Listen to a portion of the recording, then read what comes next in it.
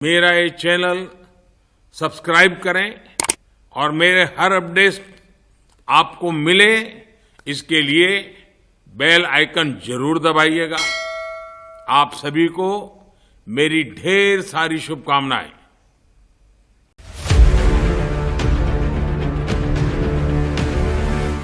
जरा सोचिए, एक ऐसा देश जहां 2.5 साल से चल रहे गृह युद्ध ने अब इंसानियत को शर्मसार कर दिया, जहां 300 लड़कियों का बलात्कार करने के बाद उन्हें बेरहमी से मौत के घाट उतार दिया गया, जहां लाशों के ढेर लग गए हैं और लोग भूख बुझाने के लिए जानवरों का चारा और खाल तक खाने को मजबूर हो गए हैं। सूडान कैसे बन गया जहन्नुम। आज हम आपको बताएंगे कि अफ्रीका का ये खूबसूरत देश आखिर क्यों बर्बादी के इस कगार पर पहुंचा, और सबसे बड़ा सवाल ये कि कौन है आरएसएफ, वो कौन सा खूंखार मिलिशिया है जिसके क्रूर हमलों ने सूडान में मानवता को रोंद डाला। आइए इस एक्सप्लेनर में जानते हैं सब कुछ विस्तार से। नमस्ते, मैं हूं वसीम और आप देख रहे हैं एनडीटीवी इंडिया।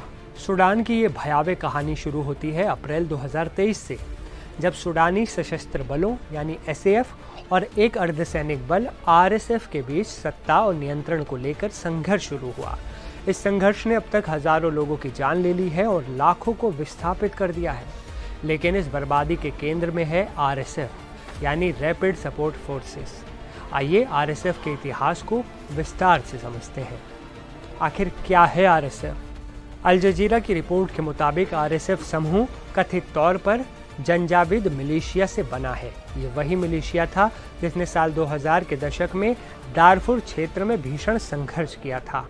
चौंकाने वाली बात यह है कि उस समय सूडान की सरकार ही विद्रोह को दबाने के लिए इनका इस्तेमाल कर रही थी। इस संघर्ष में 3 लाख लोगों की मौत हुई थी और इंटरनेशनल क्रिमिनल कोर्ट ने सरकारी अधिकारियों और मिलिशिया कमांडरों पर नरसंहार के गंभीर आरोप लगाए थे। हालांकि समय के साथ यही खूंखार जंजाविद मिलिशिया साल 2013 में आरएसएफ में तब्दील हो गया। शुरुआत में इसका इस्तेमाल सीमा सुरक्षा के लिए किया जाता था, लेकिन वक्त के साथ ये बदलता गया। 2015 में आरएसएफ ने सूडान की सेना के साथ मिलकर यमन युद्ध में सैनिक भेजे और उसी साल इसे रेगुलर फोर्स का दर्जा मिल गया। 2017 में तो एक कानून पास करके आरएसएफ को स्वतंत्र सुरक्षा बल का दर्जा दे दिया गया, जिसने इसे और भी ताकतवर बना दिया। दारफुर के अलावा जब आरएसएफ को दक्षिण कोर्दोफान जैसे इलाकों में भेजा गया तो इस पर मानवाधिकार उल्लंघन के गंभीर आरोप लगे। ह्यूमन राइट्स वॉच ने 2015 की अपनी रिपोर्ट में इस बल को निर्दयी लोग बताया था।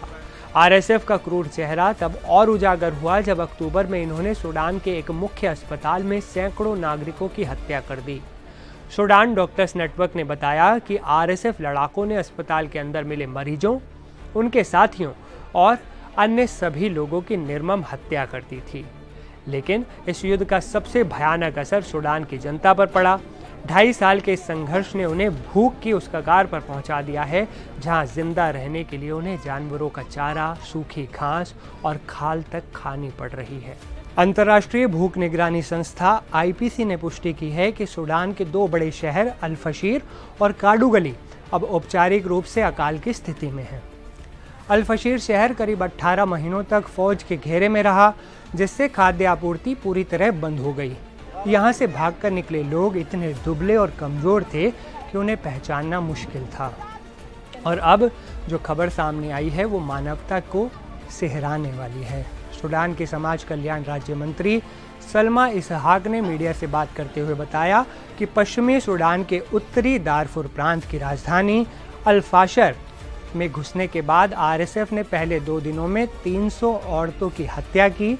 इन महिलाओं के साथ पहले बलात्कार किया गया और मारपीट की गई और फिर उन्हें बेरहमी से मार दिया गया।